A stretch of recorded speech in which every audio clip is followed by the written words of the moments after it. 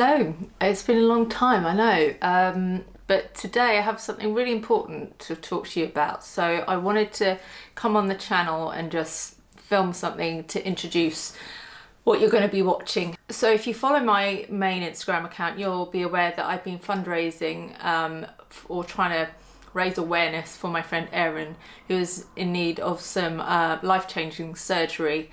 Alongside her family, her husband, her friends, we are trying to think of ways to drum up donations and just encourage people to share and retweet the story, really. So I wanted to post this. This is a chat that Erin and I had probably a few weeks ago now, on a day that she was feeling up to it. And just because I wanted to share snippets of her life on social media so you can gain a little bit more of an understanding of what she's dealing with and what she has been dealing with and the road ahead of her as well. I understand the internet is awash with very worthy causes and it's very easy to click away or scroll away, and you honestly can't give to all of them. I understand that.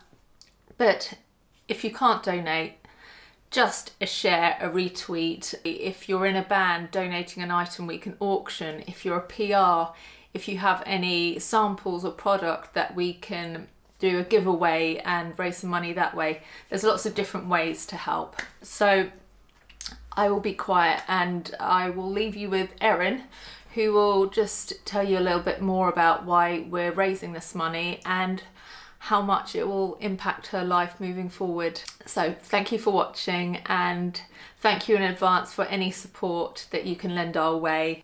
And also, just a side note, obviously some of us, we're constantly posting videos and photos online and it almost becomes normal for us, but Erin isn't someone that has been someone that posted on the internet or has put her very personal information out there before, so this is very much out of her comfort zone. So I just ask you to approach this video with kindness and compassion, and yeah, that's all I've got to say. That should be your approach in all areas of life really anyway, shouldn't it? So thanks for watching and I'll see you in a video soon. How do you feel generally? How does this day kind of sit in terms of how you feel? Well, okay, I've probably got different parameters, but for me it's a good day. But I woke up, I've been awake since 4:30 a.m. because of pain. So most people wouldn't describe that as a good day. No. How many hours a night do you generally get sleep? Do you struggle with sleep most nights? I don't struggle to get off to sleep. My problem is staying asleep. Mm-hmm. So, I didn't really know I had such a big problem with sleep because I was always sleeping. Yeah. Until I had like a sleep study in March. And in March I found out that I've got a problem with my breathing when I sleep, which wakes me up upwards of 30 times a night. Like you needed anything else to add to the list, eh? I actually think it's quite common with brainstem compression because that's the part of your brain that regulates kind of your sleep and your breathing as well. So it was another indicator that made us think this was an option. Right. So a solution. What are the other things that maybe you before didn't realise were connected? Are things that you experience daily, like the little symptoms and the big symptoms that are part of this whole thing? It's really quite hard, I guess. Things that I just hadn't quite realised were such a big issue. Like from the beginning of not being able to work, I had symptoms of the postural orthostatic tachycardia syndrome. I just didn't know. Yeah. That was the name for it, what the symptoms were. It's not the catchiest name, is it, either? No, and then you, like, because it's such a long name, you say POTS, and then people think you're talking about gardening. They do, don't they? Because for the first few months when I was stuck at home, I wasn't well enough and couldn't concentrate on reading or anything at all, other than surviving. Mm. And then I took the plunge into, like, one of the groups, actually originally like a ME CFS group, and then I saw people talking about all these terms and acronyms that they were obviously veterans at using that I didn't know. And they were coming up so regularly, and I thought, what's that? Because when you speak to doctors about your wide range of symptoms and you've already got a label for them, they just say, oh, well, that's to do with that label that you've got. So it wouldn't matter how severe my symptoms got with my, back at the beginning, with that set of doctors that I had for 18 months. They'd just be like, yeah, it's ME/CFS and we're not experts in counselling and exercise. But when I got into the patient groups, they were the ones that started talking about common comorbidities. Yeah. And when I'd get 10 minutes of clarity, I'd try and read about it. And that's when you're like, not self-diagnosing, but you look at what the clinical diagnosis is and go, oh, I actually meet that. Yeah. But then half the challenge was finding medical literature for a doctor to take me seriously enough and not write me off because I had the label of ME/CFS, which, you know, I think you kind of, once you get that ME/CFS label, unfortunately, get also like a label of hypochondriac. Oh, yes. And it's funny because, you know, it's more prevalent in women, a lot of these illnesses. That's even more so the reaction you get from doctors that, oh, what is it now? Yeah, and anxiety, like traumatic childhood, and you're like, dude, I did, like, the reason I'm sitting in front of you struggling is because of these symptoms. These symptoms aren't happening. It's not the other way around. Yeah. But you get a label and you're kind of stuck with it, and people stop listening. Yeah. And then you're like, well, what tactic do I use? You shouldn't have to think about tactics, should you? Or like having to manipulate people to get the results you need. And it's amazing that so many people, if it wasn't for internet forums and groups on Facebook and stuff, none of us would have these diagnoses. Because I wouldn't be here. No. Like, genuinely, I wouldn't. No. Without the information, support, patient knowledge, all of that stuff, I wouldn't be here. It was just all too overwhelming, really. Because if you can't convince the people that are meant to fix you that you're sick, then there's no hope, is there? No. They're not going to find a solution to your ailments because they're not looking for them. Yeah. And you have to point them in the right direction. And I just worry about the people that aren't accessing those groups or don't have the internet, who don't have the power to do that. Yeah, and when you get any diagnosis, there's like a process, isn't there? So you grieve, and I actually wasn't well enough to read that the advice that my doctors were giving me at the time was the worst thing possible for the illness. Because they're treating something else, aren't they? Or something they don't understand. Yeah. So I was following every single doctor's order, but getting worse and not understanding why. Yeah. I'm not good at... I can't remember the question you asked. That. Neither do I. We're the two worst people to be doing this. I think it was like the symptoms now that I can attribute to. Yeah, that's it. Yeah. So I was saying POTS. Yeah, POTS is a big one. And I didn't... you don't know because things become normal for you, but it wasn't until I changed GP because for a couple of reasons, because I get so sick from leaving the house that any extra mile or minute can really steal like a couple of weeks of my life. And my original GP was in the city, and I had to park and drive and walk. And by doing that, trying to get better, I was actually making myself a lot sicker. Yeah. Went for quite a bit of time without a GP because I just couldn't get in. I was too sick. And then asked the patient group of good surgeries near me and got a recommendation, and that's when everything changed. I got a guy that listened, and he was skeptical because he hadn't known me, so it took a few sessions. Convincing. And of course he knew nothing about any of the things I wanted to talk to him about. And he was kind of questioning me why did I think the ME diagnosis was wrong, and I was like, I don't think it's wrong. It just doesn't explain a lot of my symptoms, and there's a lot of stuff I think is probably going on that isn't being treated, that is impacting that. Yeah. Like I said, I can't argue, like I fit the criteria for it, but I don't think it explains the fact that I can't talk. I didn't know at the time it was worse when I was upright. I just had ended up in A&E thinking I'd had a stroke because I literally couldn't get any words out. Terrifying. And I was like crying with frustration, not being able to tell them my info. Yeah. That was this back in last September. And they took me through, and they weren't very good. They just didn't do anything and sent me home. I think frustration is a big part of your story and every chronic illness person's story, isn't it? You're constantly frustrated with someone or something, aren't you? I think the thing I'm angriest at myself about, having been through a process a bit like this before, is that I didn't trust myself more and sooner. Yeah. And that I didn't fight for myself harder and sooner. I felt like I relearned a lesson that I shouldn't have needed to relearn. But you have to remember, your energy is at a point where you don't have necessarily the fuel to push yourself through those will I, won't I situations where, you know, sometimes you'd be like, no, I'm actually going to push this, because you're already drained of energy. For someone that's really well, you might have that gusto to go, actually, no, you're wrong, listen to me, but you're already depleted. So it's not surprising.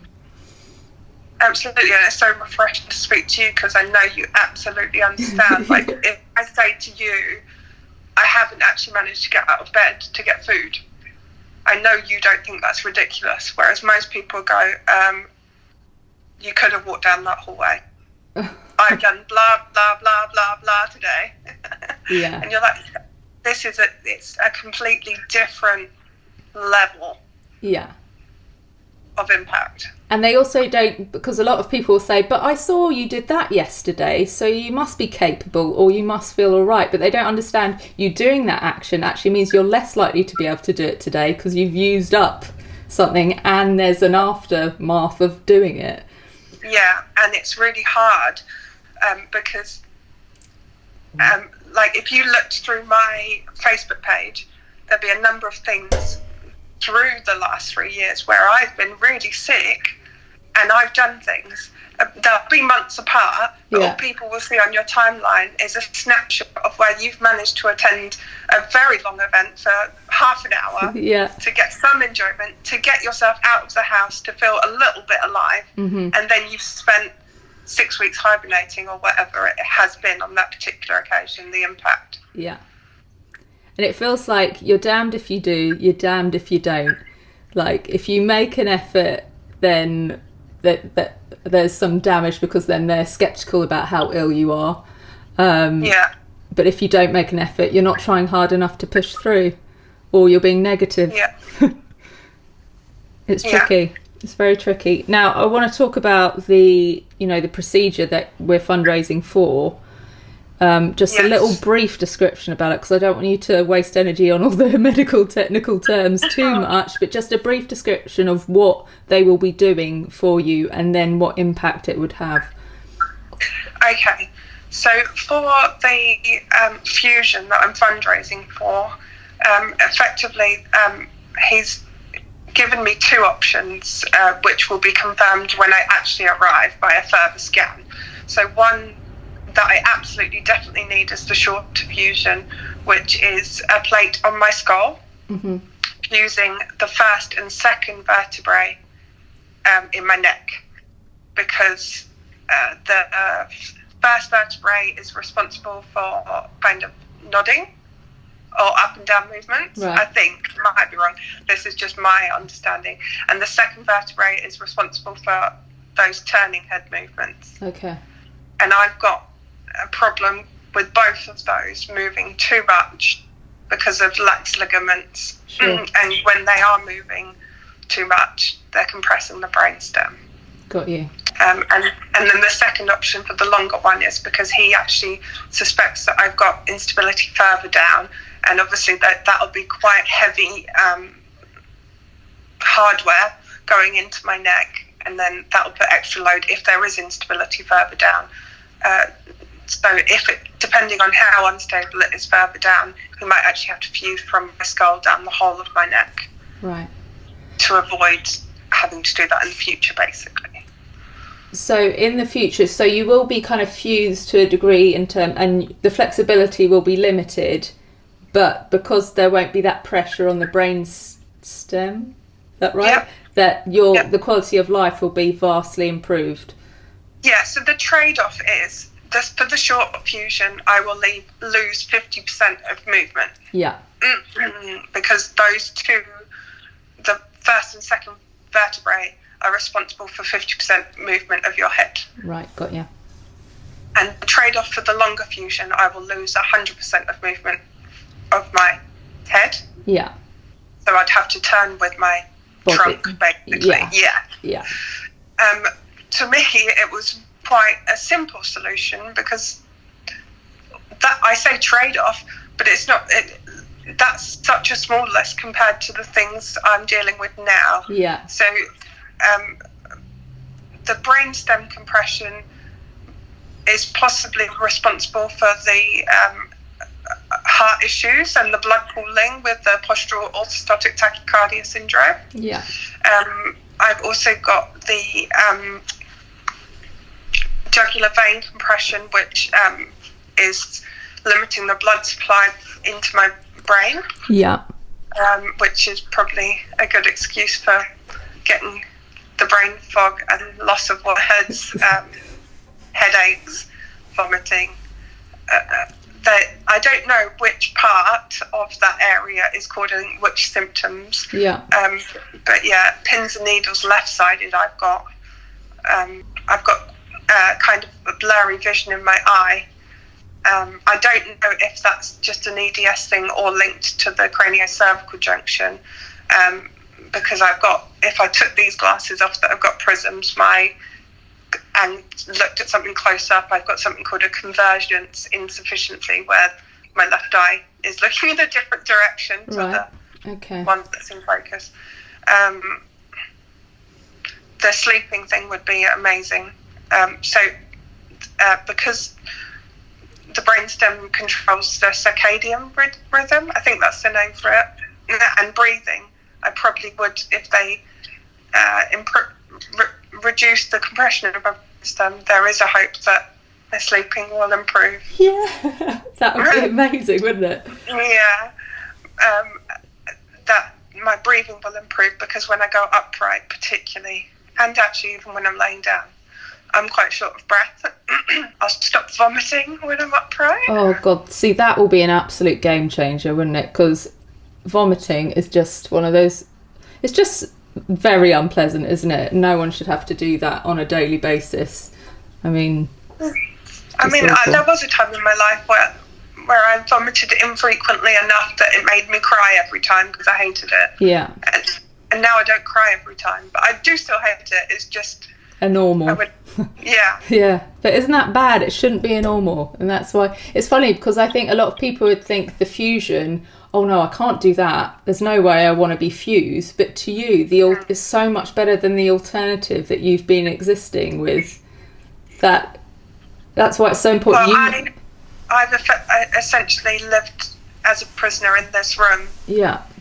With limited contact with the outside world. I've had some improvement from the neck brace and immobilising my neck, in that I don't get as severe light and noise sensitive as I used to. So I can handle conversations like this, and I've got the light on. There were periods of time before I had the diagnosis and didn't know what was causing the symptoms, where I'd spend days on end not talking to anyone, not having the TV on. I had a blindfold on and I had earplugs in.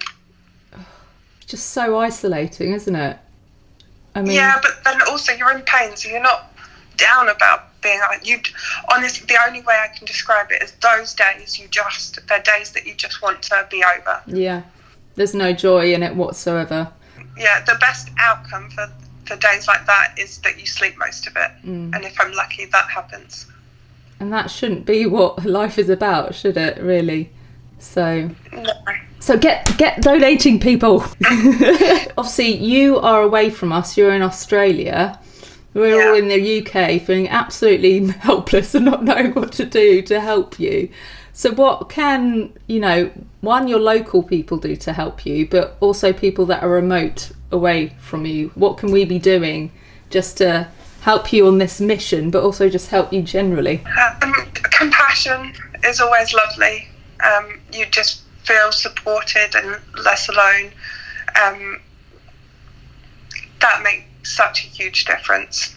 Like, it does make me cry more than I'd like. You're like, don't be nice to me.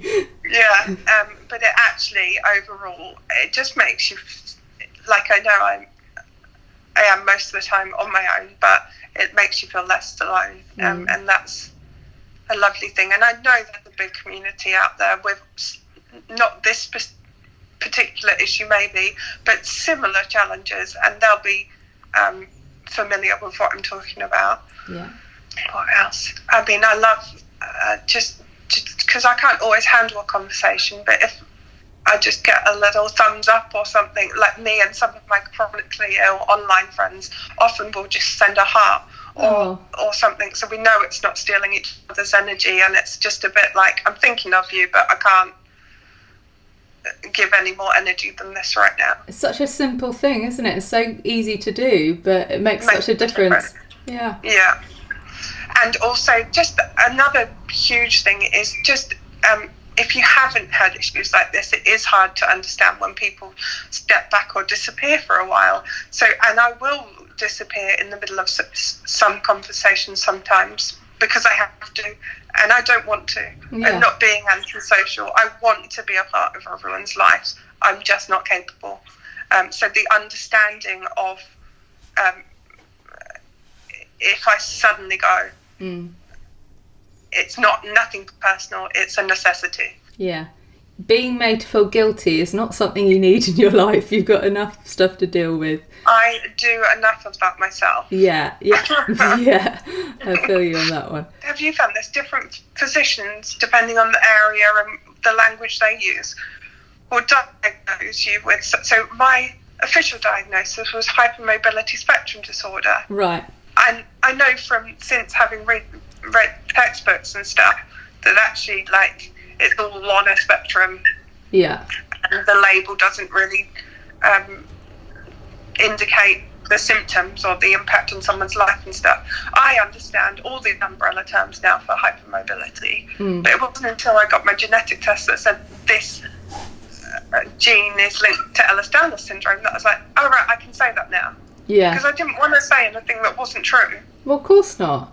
Because people are looking to, like, for you to slip up on this stuff because they don't want it to be true half the time. Also, the other thing I'd love is I don't think that any of the stuff I'm talking about, it might be rare, but I don't think it's half as rare as people think, because look at the journeys we had. If we'd got diagnosed when we'd had the first symptoms, when we went to our doctors as teenagers and said, I'm struggling to keep up with school or whatever it is. Like, I remember having pain holding the pen, but I just thought everyone had that, and I was... Growing pains or whatever. Growing pains, and I was like, are you sure? It feels like someone's pulling my legs off. Yeah, I know. But as soon as someone in authority, like a doctor, says, well, I got handed a leaflet saying about knowing when you're wasting a doctor's time, which probably, and I was age maybe 13 at the time. God. Yeah. It's like they think we want to be ill. It's very weird. I know, and it's become really apparent to me, unfortunately. Firstly, how quite institutionally sexist the medical system is. Yeah. I don't know why that's a surprise. It's been hard to admit it to myself because you hope for better. Yeah, I know. But it has been. The actual rheumatologist that finally diagnosed me was a female, as was the physio, as was the occupational therapist. My GP was a male, and my cardiologist is a male. But the thing that opened the door to validity of my symptoms and to actual treatment and medications was the hypermobility diagnosis.